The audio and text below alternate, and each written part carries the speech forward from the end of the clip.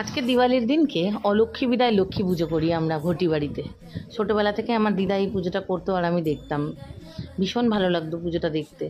রাত্রিবেলা শুকতারার পুজো হতো। আমার দিদা বলতো যে সুখ পুজো হচ্ছে, যাতে সারা বছর আমাদের ঘরে সুখ শান্তি থাকে। একদম ভোরের দিকে ছাদে উঠে সব থেকে বড় তারাটার দিকে তাকিয়ে বলতো ওইটা হচ্ছে শুকতারা, ওই শুকতারারই পুজো হচ্ছে, মানে যেটাকে আমরা শুক্র গ্রহ বলি। অনেক বছর সেই পুজোটা আর হয় না দিদা চলে যাওয়ার পর থেকে, কিন্তু এই অলক্ষ্মী বিদায় লক্ষ্মী পুজো আর এই সুখ পুজো ছোটোবেলা থেকে আমরা দেখে এসেছি। আজকের দিনে খুব সুন্দর করে এই পুজোটা করা হচ্ছে আর মাকে এত সুন্দর উপাচারে সাজানো হয়েছে, তাই ভাবলাম তোমাদের সাথে শেয়ার করি।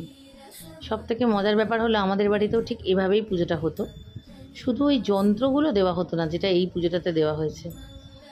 ভালো লাগলো বলে ভাবলাম যারা যারা পুজো করছো আমার মতো, তারাও আজকে এইরকমভাবেই পুজোটা দিও।